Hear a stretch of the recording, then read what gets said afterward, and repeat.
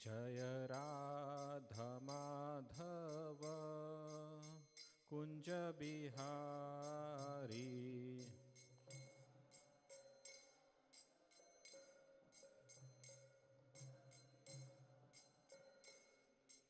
गोपीजन वल्लभ गिरिवरधारी।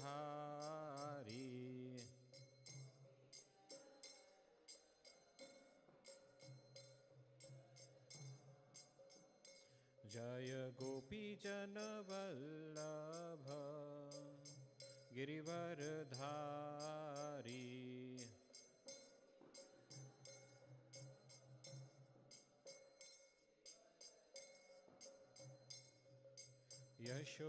यशोदानंदन ब्रज जनरंजन।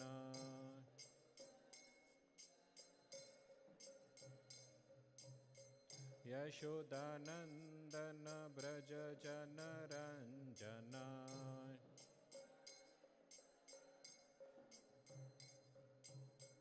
यमुना तीरा वनचारी।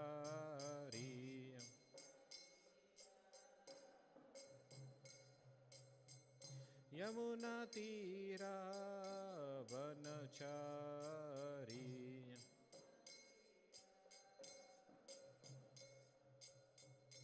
जय राधा माधव कुंज बिहारी।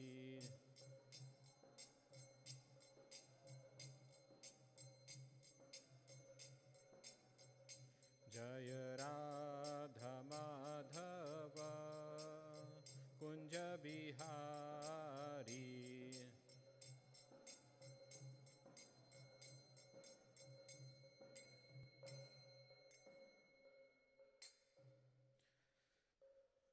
श्री हरिनाम संकीर्तन की जय। अनंत कोटि वैष्णव वृंद की जय। श्रील प्रभुपाद की जय।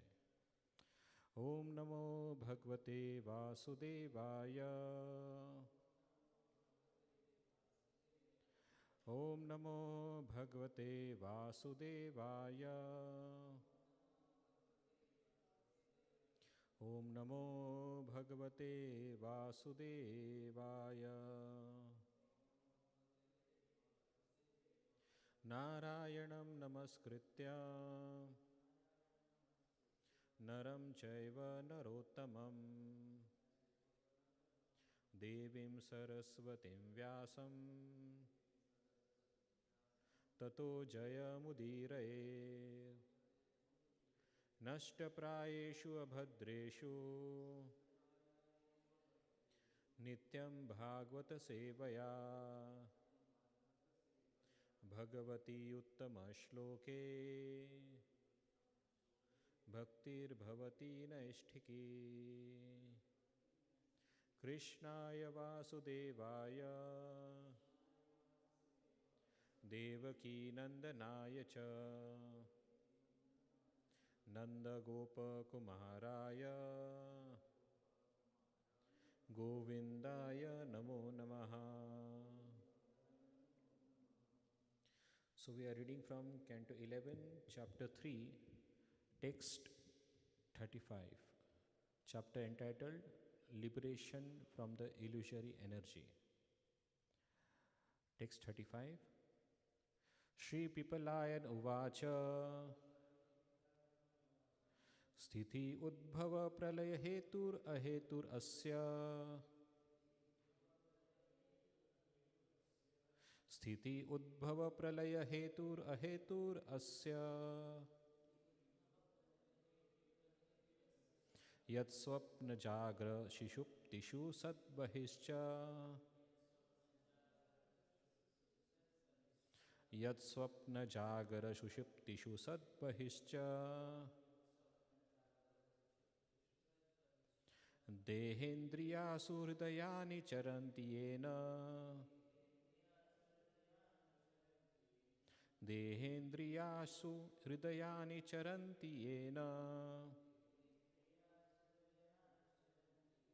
संजीवितानि तदवेहि परं Narendra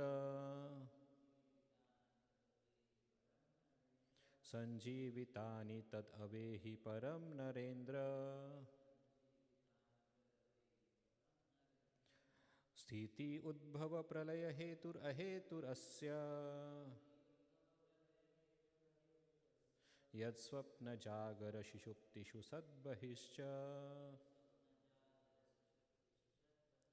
Dehendriyasu hridayani charanti yena. Sanjivitani tad avehi param narendra.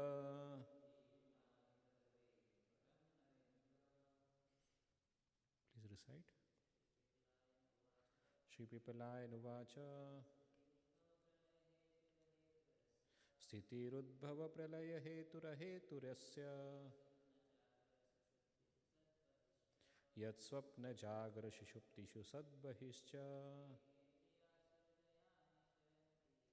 Dehendriyasu hridayani charanti yena.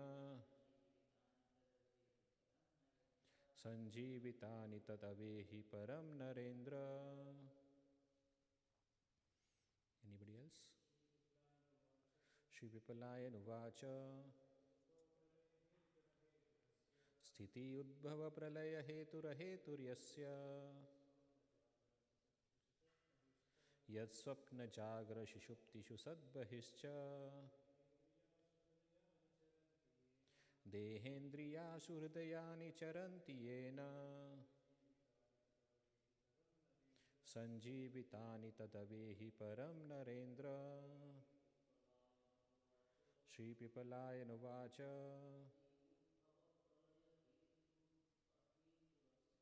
Sthiti udbhava pralaya hetur aheturasya.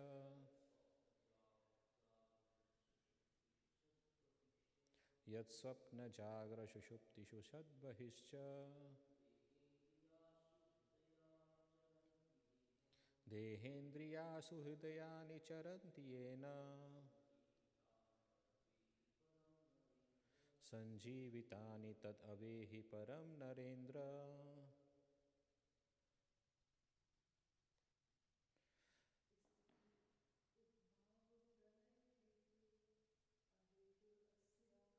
Sthitir udbhava pralaya hetur aheturasya.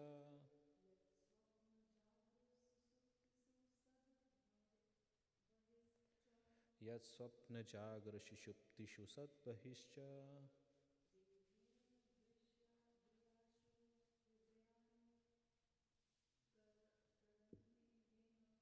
Dehendriyashu hridayani charanti yena.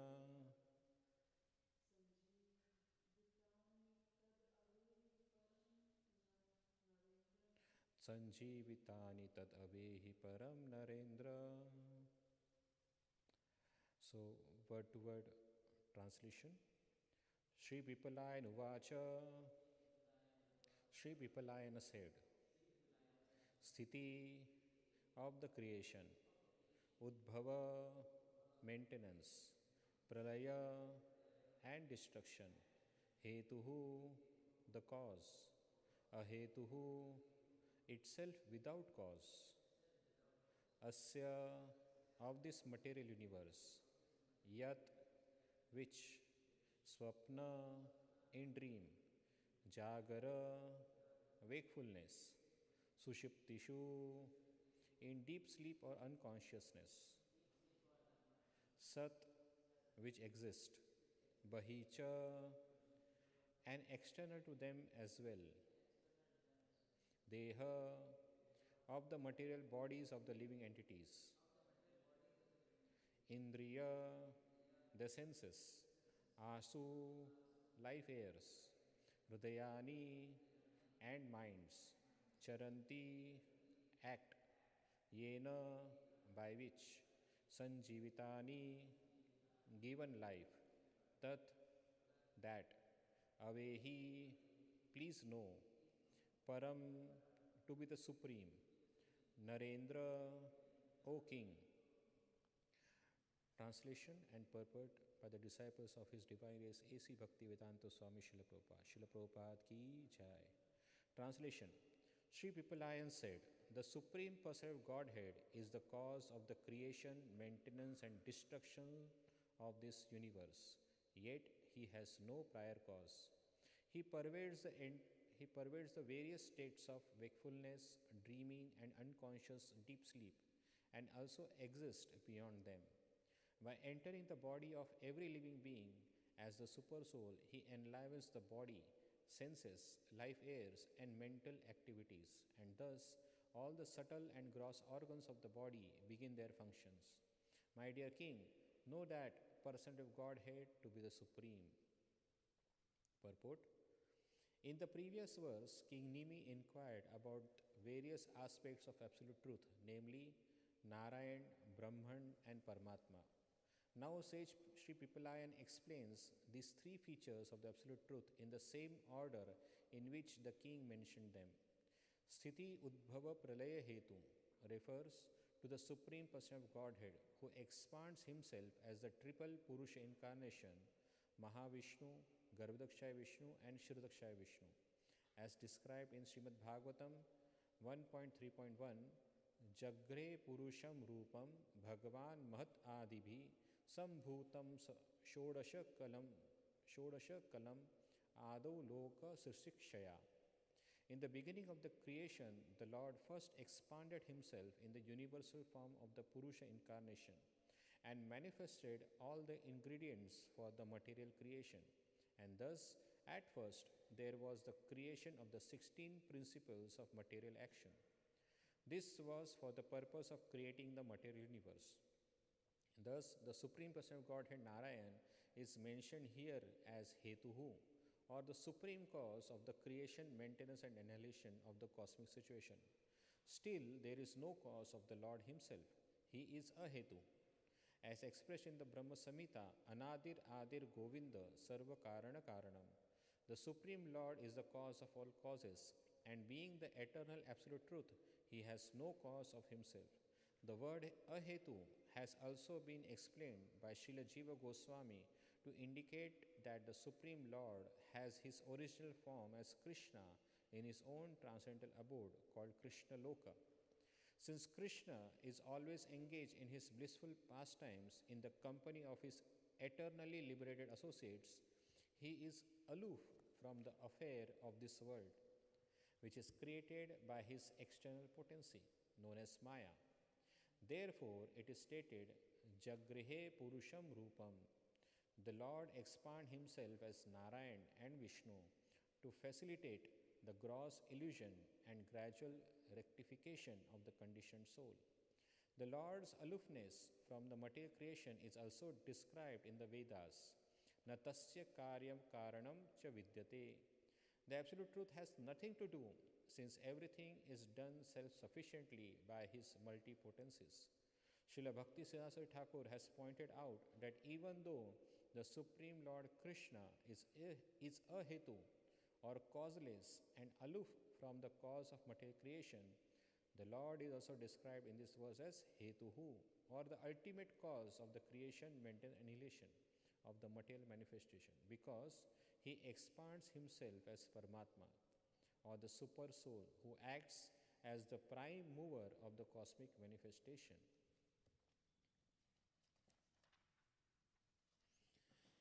The word ahetu may also be understood in another way. In Bhagavad Gita, the Lord says, Apareyam itastu anyam prakritim vidhi me param jiva bhutam mahabaho jayedam dharayet jagat. The conditioned living entities desire to engage in sense gratification with their material senses. Thus, creation of the material world becomes necessary.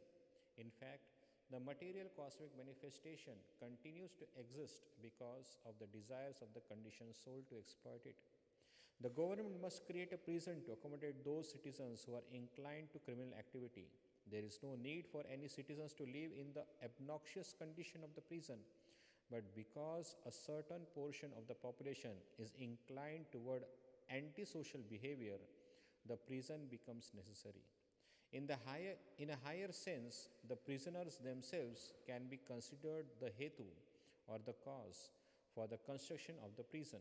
Similarly, the Supreme Person of Godhead expands his internal potency according to his own desire to increase the ananda, or transcendental bliss, of himself and his pure devotees. but he manifests the immaterial universe in response to the illicit desire of the conditioned souls to live a life of sense gratification in willful forgetfulness of him. Therefore, the conditioned living entity themselves can be considered the hetu or cause of the material manifestation. The external potency of the Lord Maya, who is charged with the duty of material manifestation, is called Chaya, or the shadow of the Lord's internal potency. Srishti Sthiti Pralaya Sadhana Shakti Reka Chayeva Yasya Bhuvanani Vibharti Durga. The Lord does not personally desire to manifest the shadow potency called Durga or Maya. The blissful spiritual planets, eternally manifest, contain the best possible facilities for the living entities who are parts and parcel of the Lord. But the conditioned souls, rejecting the inconceivable eternal living arrangements the Lord has kindly provided, prefer to seek their misfortune in the shadow kingdom called the material world. Thus, both Durga and the conditioned living entities may be considered the hetu or cause. Since Lord Krishna is ultimately Sarva Karana Karanam, the cause of all causes, he is to be known as the ultimate supreme cause. But how the Lord functions as the supreme cause of the material manifestation is described in the 13th chapter of Bhagavad Gita, Upadrashta Anumanta Cha. The Lord acts as overseer and permitter. The actual desire of the Supreme Person of Godhead is stated very clearly in Bhagavad Gita. Sarva dharman parityajya mam ekam sharanam vraja. The Lord desires every living entity to give up the shadow potency Maya and return to the actual substance, Vastavam Vastu, which is the eternal kingdom of God. Although various aspects of the absolute truth are being described, the absolute truth is ultimately one. As stated in this verse, Tat Avehi Param Narendra. King Nimi inquired about Brahman, and now this verse says, Yat Swapna Jagra Sushupti Sad Bahischa. The Lord's all-pervading feature within wakefulness, dreaming and deep sleep, and his existence beyond these three mental states are understood to be manifestation of Brahman, the spiritual potency of the Lord. Finally, the statement, Dehendriyashu Hridayani Charanti Yena Sanjivitani can be understood to refer to the Paramatma feature of the Lord. When the Lord expands himself as Srudakshai Vishnu, the third of the three Vishnu features, and enters the heart of every living entity, the gross and subtle organs of the body become enlivened for continuing the chain of fruitive activity called karma.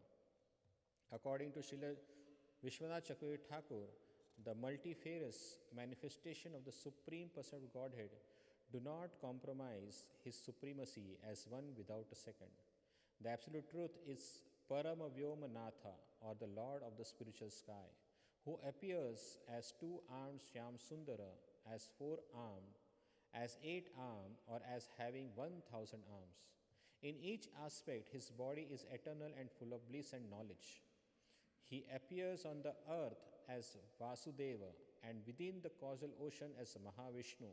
He lies on the milk ocean as Kshirodakshai Vishnu and rescues his helpless young devotees as Narsimhadeva. Appearing as Lord Ramachandra, he acts as perfect king, and appearing as Krishna, he steals the heart of everyone, and especially of young beautiful woman. All these features of the Lord are indicated by the word Narayana, or the Supreme Person of Godhead, just as the word President indicates not only the official duties of the President, but his personal family life and long intimate friendship as well. According to Srimad Bhagavatam, Krishnastu Bhagavan Swayam. When one transcends an official understanding of the Supreme Person of Godhead and comes to the superior status of love of God, one can understand the Lord to be Krishna, the cause of all causes. The innumerable Vishnu expansions of the Lord are also understood to be plenary portion of Sri Krishna. Krishnastu Bhagavan Swayam. As the Lord himself states in Bhagavad Gita, Aham Sarvasya Prabhava. These points have been explicitly clarified in 10th canto of Srimad Bhagavatam, as well as in the opening verse, Om Namo Bhagavate Vasudevaya, Janmadi Asya Yato Anvayad Itaradascha Artheshu. Hare Krishna. ॐ अज्ञानतिमिरन्धस्य ज्ञानाञ्जनशलाकया चक्षुरुन्मिलितं येन तस्मै श्रीगुरुवे नमः। नमः ॐ विष्णुपादाय कृष्णप्रेष्ठाय भूतले श्रीमते भक्तिवेदान्तस्वामिनिति नामिने। नमस्ते सारस्वते देवे गौरवाणी प्रचारिणे निर्विशेषशून्यवादी पाश्चात्यदेशतारिणे। जय श्री कृष्ण चैतन्य प्रभु नित्यानंद श्री अद्वैत गदाधर श्रीवासादि गौरभक्तवृंद। हरे कृष्णा कृष्णा कृष्णा हरे हरे, हरे Ram Ram Ram Hare Hare. Hare Krishna. So we read a very long purport, and this purport describes the status of Lord Narayan as absolute truth. So for many previous days we are discussing on this chapter. So I will just try to summarize what we have discussed till now, how this topic came into being, so that we can understand the context very nicely.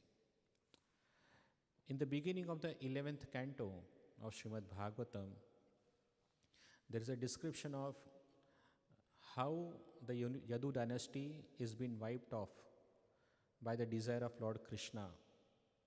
So when the father of Krishna, Vasudeva, understood that Lord Krishna is going to cover up his pastimes and will go back home, back to Godhead. So Vasudeva was very much morose in that sense, that he was thinking that even after Krishna being a supreme personal Godhead, I have never considered him as a supreme one and consider him as my child, and not utilize the opportunity of being in the association of the Supreme Lord.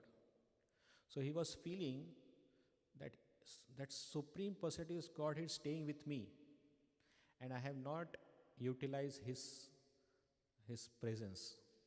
I always consider him to be my child. So it is opposite mood, where we see that Vatsalya Rasa is superior as compared to Dasya Rasa or Aishwarya Rasa. But here Vasudeva is lamenting that I just consider Krishna to be my child, but he is a supreme God, and I should have utilized the benefit of his presence so that I could give up and go, I can perfect my life. He was thinking this way.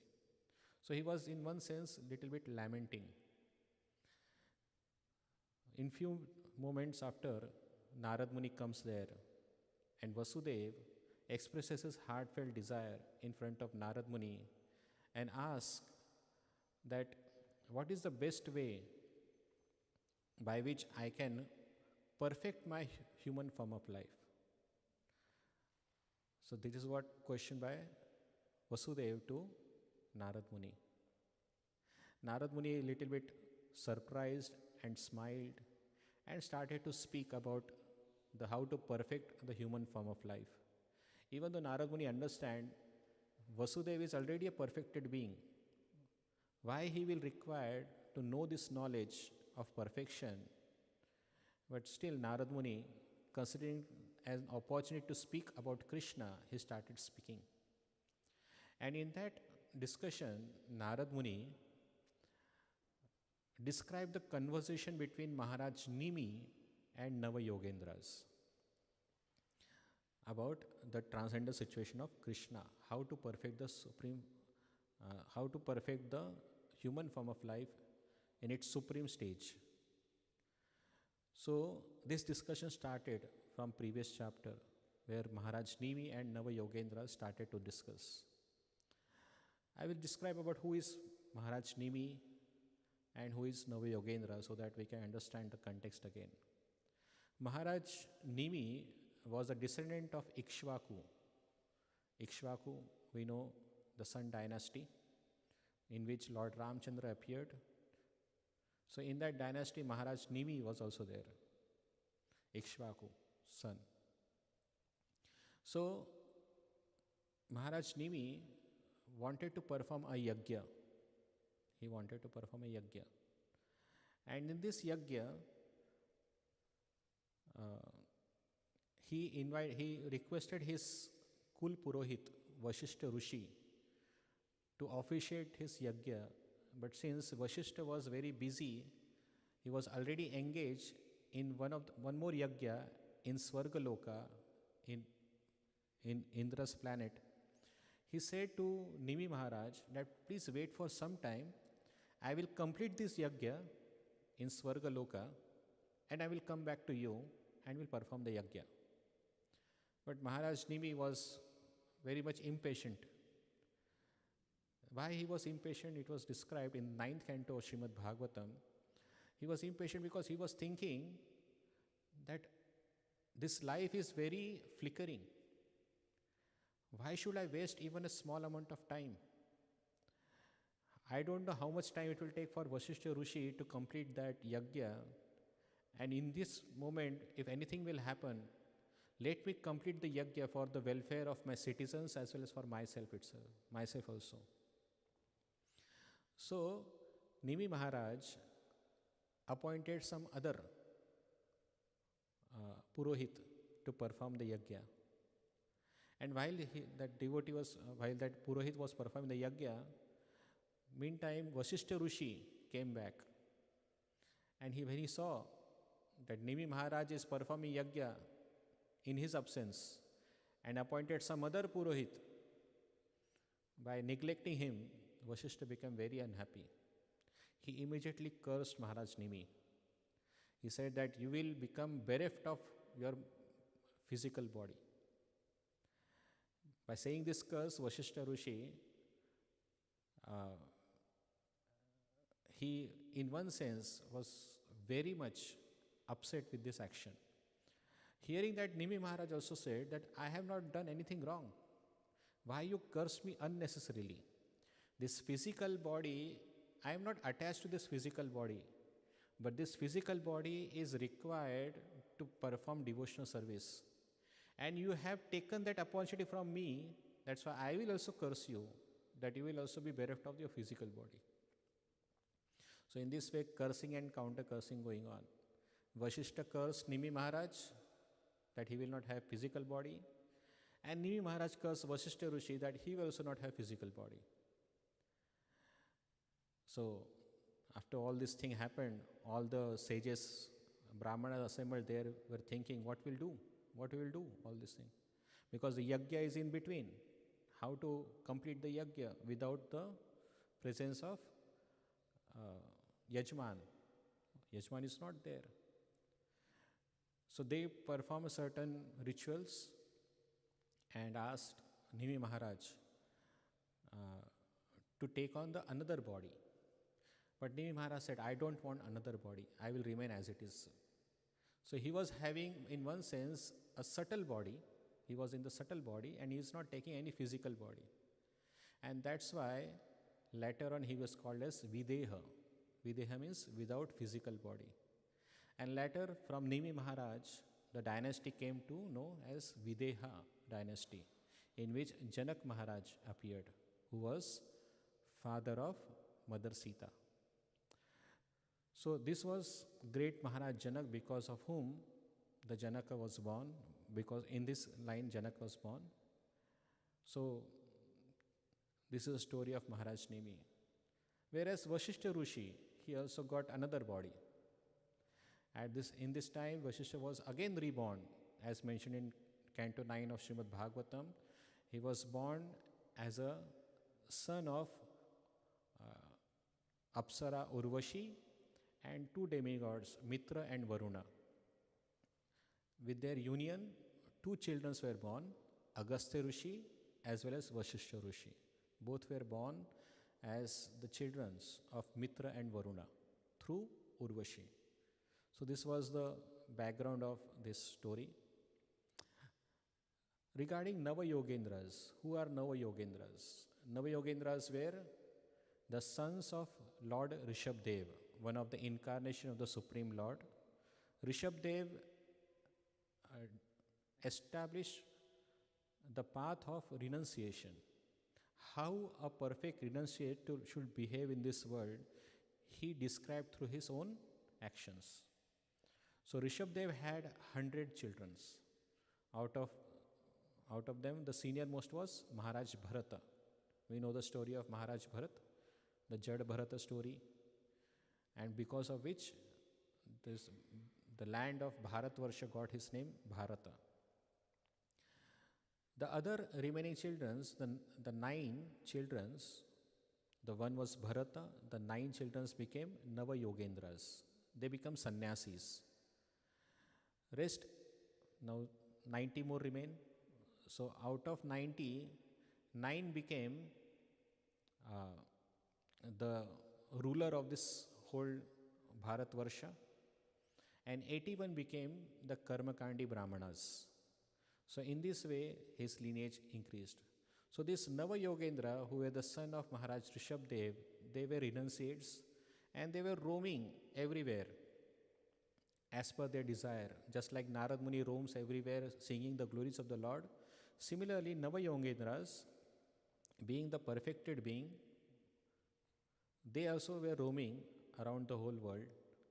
And when Nimi Maharaj was performing this yajna, which we have just heard, they saw that wonderful devotees are performing yajna to please the Supreme Lord, and the Nava Yogendras become enlivened and they became eager to visit this yajna where Nimi Maharaj was performing the yajna. So this incident happened before the cursing and Kautan cursing. So Nava Yogendra, when they reached in this yajna, Nimi Maharaj very gratefully and very lovingly welcomed them in their assembly. And after welcoming them, he started to ask some questions. These questions are the topics of present discussion. Presently, we are discussing few questions. For each Yogendras, Nimi Maharaj asks one question each. And these questions are very interesting, especially for those who want to perfect their human form of life. Nimi Maharaj was doing yajna, but this yajna is to please the Supreme Lord. But just performing ritual activities will not help much, because ritual without proper siddhantic understanding, it doesn't have any meaning. Slowly, it becomes a norm, a mechanistic way of living. Just like Srila Prabhupada used to say that if you don't understand why we are chanting, slowly chanting will become mechanistic. Oh, we have to complete 16 rounds, that's all. Whole 16 rounds is over. But without understanding why we are chanting 16 rounds of holy name, what is the glory of the holy name, if we don't know the Mahatmya, the glories, even the chanting of the holy name will become mechanistic. So similarly, Nimi Maharaj, even though he was performing a yajna, which is to please the Supreme Lord, he gave more importance to the siddhantic understanding, to understand the real aim of that yajna, the purpose of performing that yajna. And he asked questions to Nava Yogendra.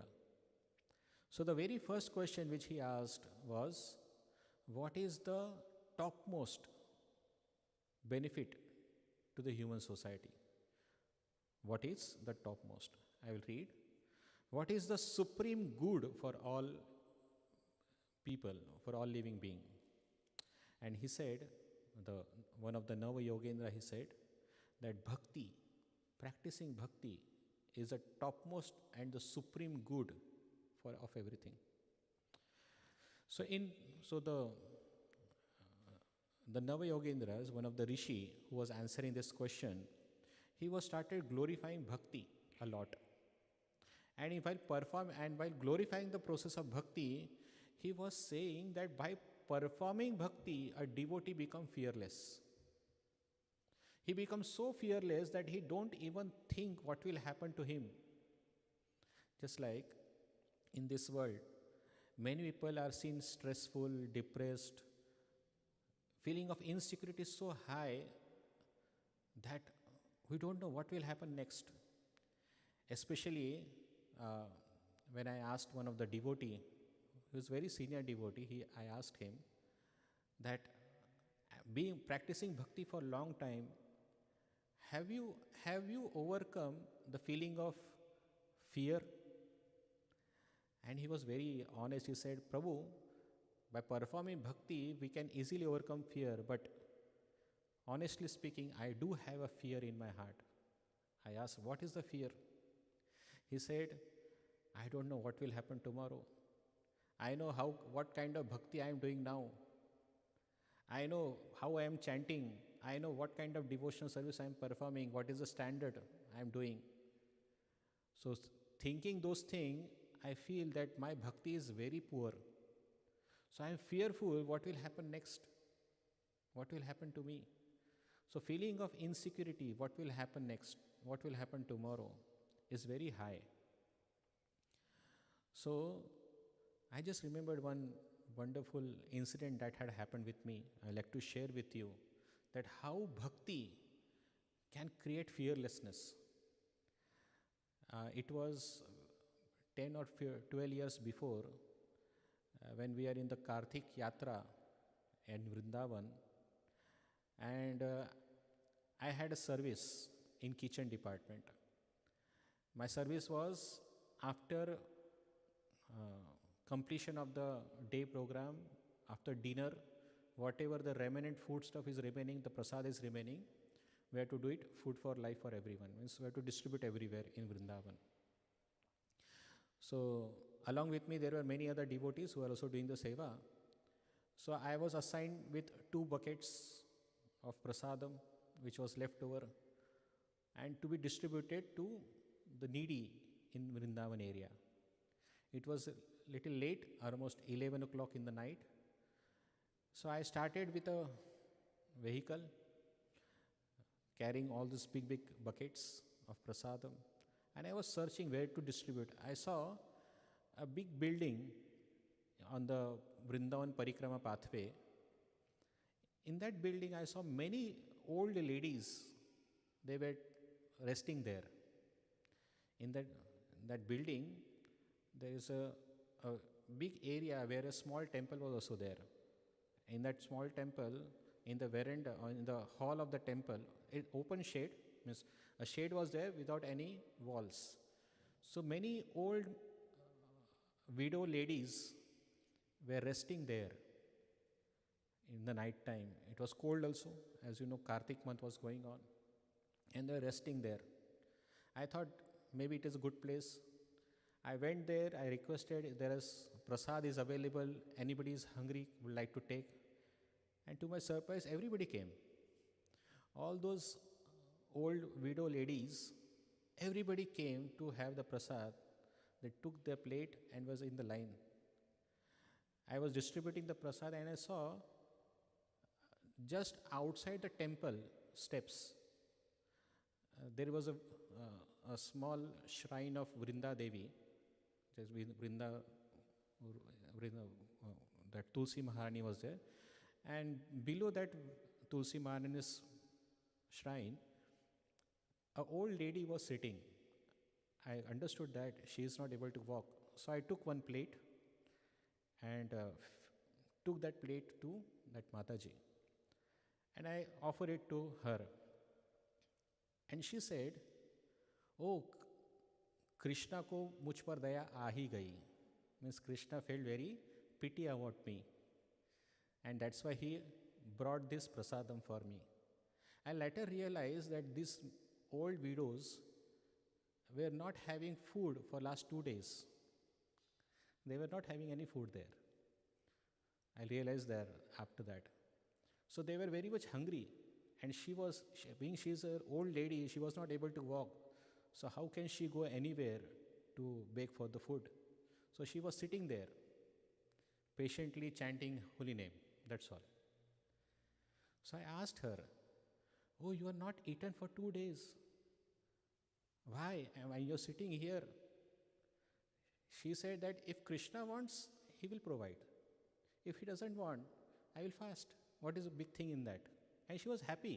It was said she was crying or depressed as such. She was happy. And then I asked, just inquisitive in my mind, inquisitive life feeling, I asked her, so you stay here alone? She said, yes, we are staying here alone with Krishna. See the temple, Krishna is playing Murli. So I said, oh, that's okay. But who takes care of you? Who takes care of basic necessities and needs? They said, nobody takes care. We depend on Krishna. I said, that's fine. But what will happen if you become ill? If you become sick? Who take care of you? And she said one wonderful statement that she said, who wants to live? This material body is anyway a curse for us. I don't want to prolong my life in this body. As long as Krishna wants me to live, I will just live. One day, if he doesn't want, I will leave this body. I am not attached to living. That was a very profound statement in understanding that how a person becomes fearless. See, what we generally do, we generally want to preserve this body. Of course, devotees see in a different perspective, but generally, the stress is what will happen tomorrow, who will take care of me, what will happen next. That causes anxiety. But a devotee, he says, as long as I have this body, I will use it in Krishna's service, rather than maintaining and nurturing the body with unnecessary endeavors. He feels, let it be. If the death comes, let it come, because after leaving this body, I will go to Krishna. And while in this body, I will serve Krishna. So why there is fear? There should not be any fear. So after hearing her, I realized that this fear is because we are not very much depending on Krishna, that he is going to take care of us. Generally, most of the times, as I do, that what will happen if I don't do this? Who will take care? If I am not there, what will happen to them? That kind of mentality most of the times creep in me. And that's why I feel fear. Oh, what will happen then? What will happen then? But sometimes we have to see, oh, Krishna is there. Many things are not in our hand. Of course, we must do our endeavors, no doubt. We should not be irresponsible in this way. But at the same time, we have to understand that not everything is in our hand. Some things, rather than being completely succumbing to the situation, leave everything on Krishna. Let Krishna will take care. Krishna is there. We have to understand that. He is there. He is playing the flute. I remember one of the senior devotee, he says, when you see Krishna, Krishna is smiling. When you see Krishna smiling, his smiling face, you have to think two things. One, Krishna knows what will happen next. So why you worry? So whenever you have tension, when you have depression or stressful thinking, what will happen tomorrow to me or other things, just see Krishna smiling, and that smile itself will tell you. Krishna is saying, why you are worrying? Why don't you have faith in me? I will take care of everything. So that's when you are little bit having a stressed or fearful in your mind. But when you are egoistic, or when you become very powerful, become a boss, or you think, Krishna, I will do something for you, I will do a big temple for you, I will make a big preaching area for you. Even then also, when you approach Krishna, just see his face smiling.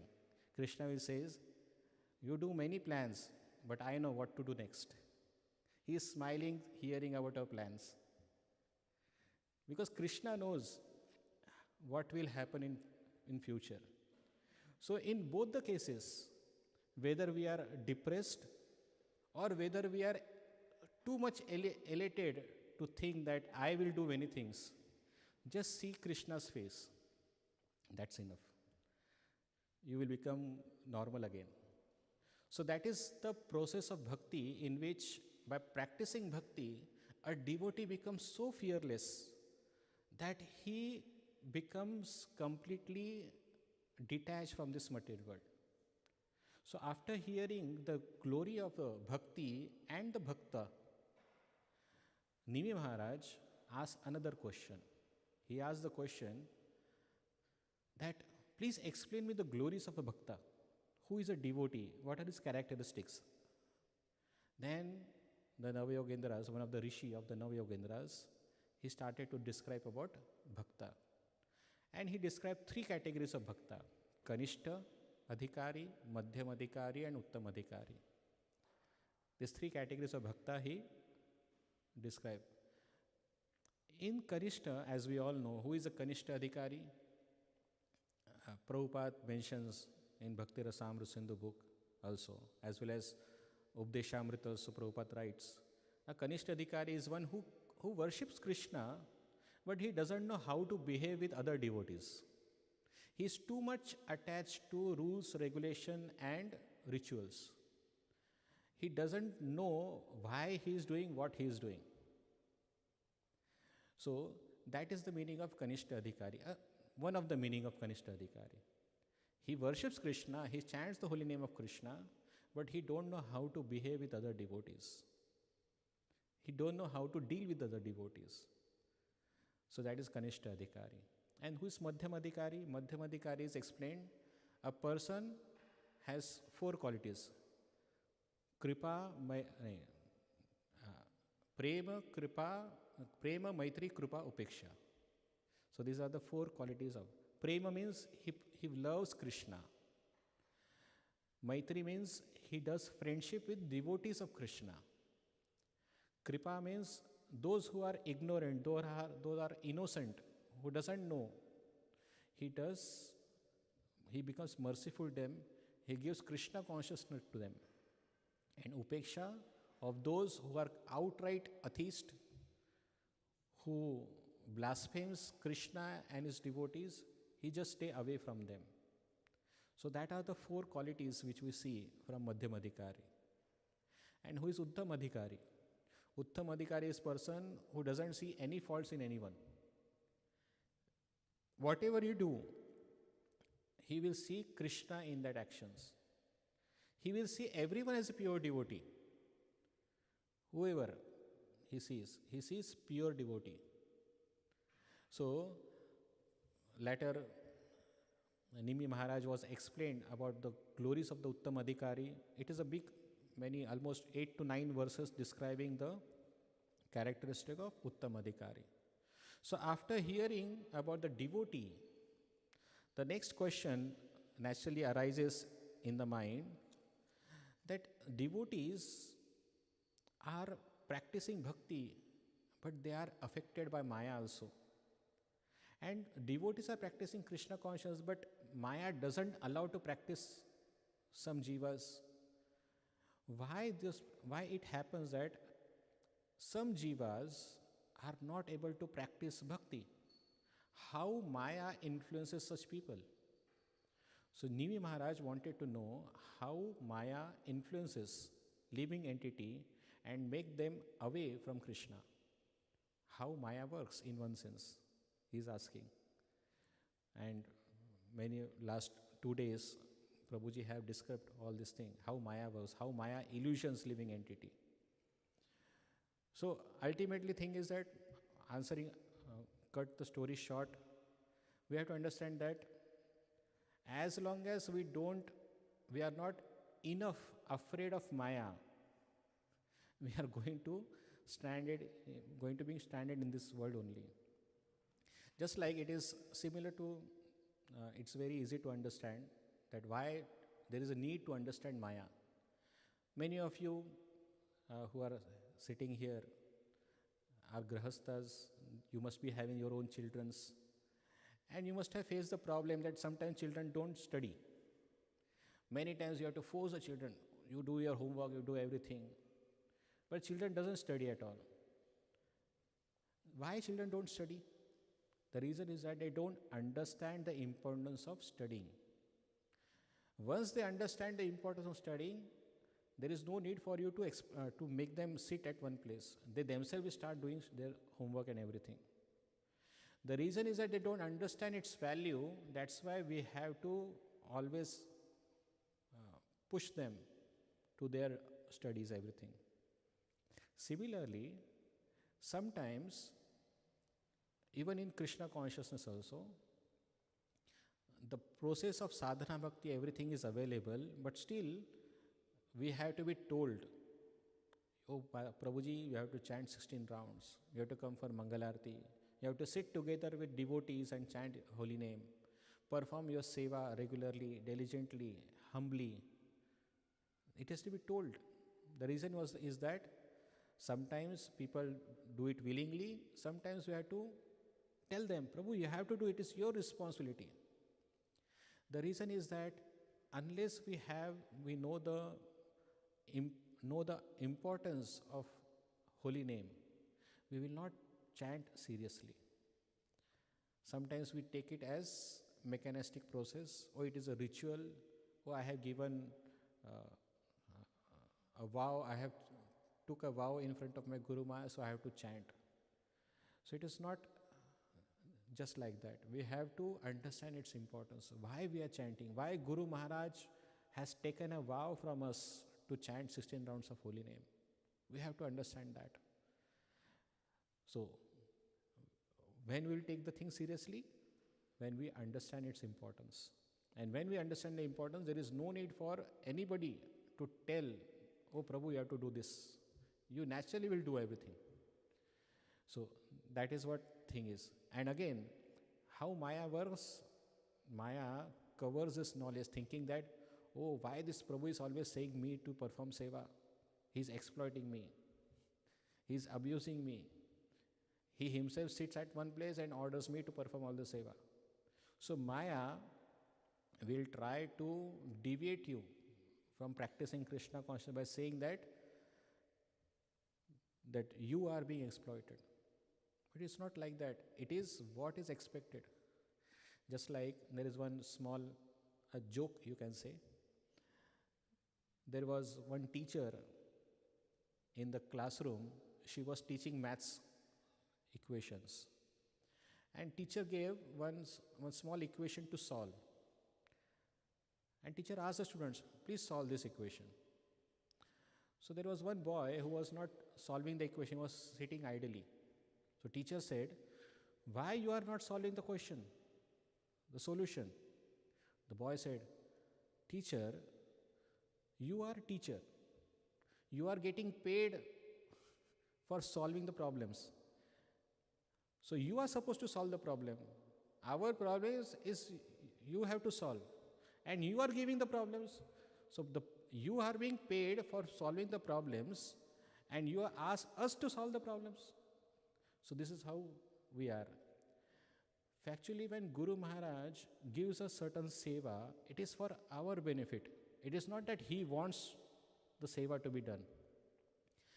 When we perform seva under the direction of Guru, it is we who are benefited. So when Guru Maharaj or our superior seniors or temple authorities, when they give us seva, the seva is for our benefit. When we do that seva, we will be benefited. They will not be benefited, we will be benefited. So that is what Maya makes us think in that way. So as long as we are not frustrated by Maya, we will try to do all kind of arrangements in this world. So present scenario, when we go outside and see so many people are involved into materialistic lifestyle and they feel themselves very happy. As Prabhupada says in his Markine Bhagavad Dharma song, he says, people in this world think themselves very happy, and that's why they don't have any taste to hearing the Bhagavatam. They think themselves very happy, and they think that this is what life is. Who will come to Krishna consciousness? Krishna himself says in Gita, Manushyanam Sahasreshu, out of thousands and thousands of people, only one will take to the process of devotional service. Only one. Why? To come to the devotional service, one has to be completely frustrated from Maya. Even a small kind of hope is there in your heart, till that time will not take to Krishna consciousness seriously. We have to be completely frustrated. That is what the, the purpose of explaining the Maya here. Nimi Maharaj is asking, please explain me Maya. Please show me the Maya. The reason is that we have to be completely be frustrated by Maya. This Maya is how she traps us in this world. So, not a single hope is required. Not a single hope from this material world. We must not be hopeful that someday my situation will be good. As long as we have such kind of hopes, we are in the clutches of Maya. So, after hearing this thing, Maya, what is the next question of Nimi Maharaj? Okay, Maya is very bad, I understand. How to come out of the Maya? What is the next process? Nimi Maharaj is asking. You explain me the glories of Maya. Now please explain how those who are completely engrossed in this material world, how they can come out of Maya. And then Navayogendra says the process of sadhana bhakti. He explained the process of sadhana bhakti. And there is a big discussion on sadhana bhakti, how a devotee should behave. So sadhana bhakti means to be under the direction of bona fide spiritual master. That is performing of sadhana bhakti. Whatever Guru Maharaj says or bona fide Guru says, a disciple follow it as it is.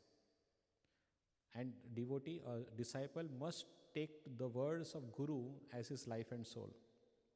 That is what Navayogendras were saying while performing sadhana bhakti.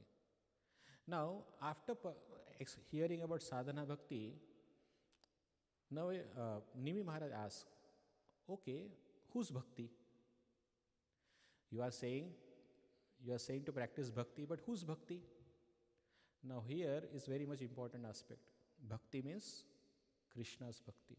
There are many other demigods and everything are there, but one has to practice Krishna bhakti. And that was what yesterday's shloka was, Narayana bhakti. So understanding who is the absolute truth, what is his feature, what is his position. So practicing Narayana bhakti of Lord Narayan is what being described here. So I just gave a small recap. So today it was a big purport was there. It was very technical. I thought let me have some background discussion so that how we come to this place. Of course, here more questions were going to be asked. More 5 questions are there. So those questions will be discussed in future classes. I will stop here. Thank you very much. Srimad Bhagavatam Mahapuran ki jai. Srila Prabhupada ki jai. Hare Krishna.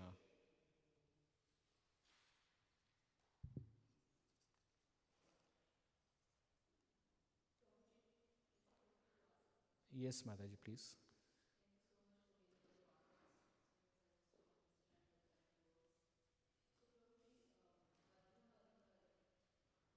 Madhyam Adhikari. Madhyam Adhikari. And we often see us devotees, we make offenses, we find faults in others. This one is not doing this or that one, that thing. How can we,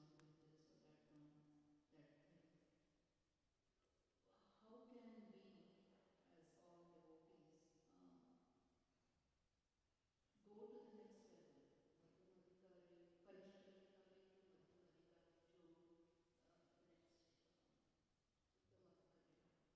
Uttama Adhikari. What is lacking is when you mentioned about our sadhana is not strong, is that the reason why we are finding faults in others? In Bhakti Rasamrita Sindhu, when this topic has been discussed about offenses, most of the times this offenses happens because there is one understanding in the back of mind. I know best. I know what is right and what this person is doing is wrong. But we have to come out of this understanding. We have to see how Krishna sees the things. Just like there is one small article written by His Grace Mahatma Prabhu, the disciple of Srila Prabhupada.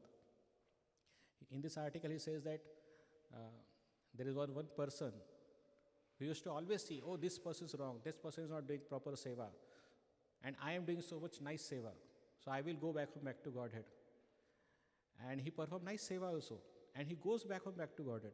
But at the end, at the opening of the Vaikuntha gate, he saw all those people who he was criticizing, all those people were already present before him. And he was thinking, oh, I was thinking these people will not come, but they are already there before me. And what those people are also thinking, they were saying, he is always criticizing, so he will also not go to Vaikuntha, I will go to Vaikuntha. Thing is that bhakti is such a dynamic process. It is Krishna who is judging the devotee. And Krishna has given services to everyone. Everybody has its own part to play in some way or other. Thing is that we think that bhakti should be performed only in this way. If it is not performed in this way, that means he is a fallen person or he is not doing right thing. So we have to come up out of this mentality. Once we come out of this and start seeing other devotees, they are also practicing bhakti. They are dovetailing their propensities performing bhakti. Let me not judge these devotees. They are also doing nicely. Also, we have to see that their Guru Maharaj, what they say, if they are sanctioning it, that is okay. Who are we to judge? Krishna is very multifaceted person. Just like Prabhupada is such a wonderful devotee. His disciples, some disciples took book distribution as their life and soul. Some disciples took farming or simple living lifestyle. Some devotees took cow protection as their life and soul. So there are many facets. But if somebody says, oh, Prabhupada is saying just book distribution is the topmost, it pleases Prabhupada most, and they start criticizing those who stays in the farm, what will happen? It is a wrong understanding. Prabhupada is pleased with everything. Whatever the Guru Maharaj dovetails the propensity of each and every his disciple or devotee in a way that will serve Krishna and make him happy. We have to come out of that understanding. Only then the offenses will also go away, if we see. Again, this has to be done under the direction of spiritual master. It is not that everything is good and good. There are sometimes wrong is also there. But we should not judge them. We just convey those things to our superiors who are in better position. And if they are okay, if Guru Maharaj is okay with their behavior, then we say Hare Krishna, that's all. Is that fine, Mataji? Yes, yes. Thank you so much. Hare Krishna. Hare Krishna. Yes, Prabhu.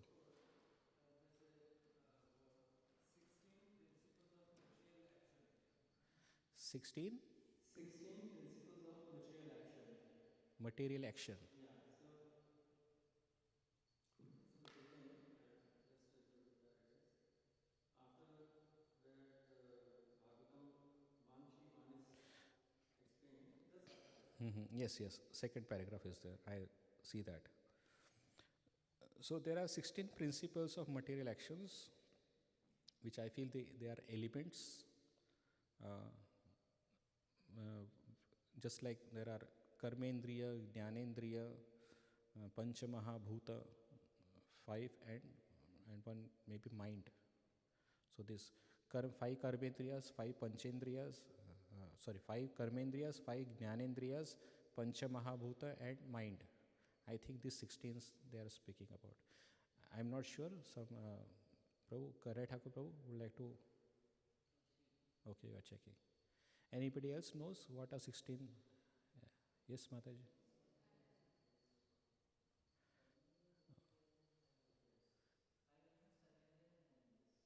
Yeah, but he has 16 elements here. 16. Yes, okay. Same, na? Okay. Hare Krishna. We will, the time is over, we will discuss separately. Thank you, Mataji. Hare Krishna. Srila Prabhupada ki jai. Srimad Bhagavatam Mahapuran ki jai. Hare Krishna.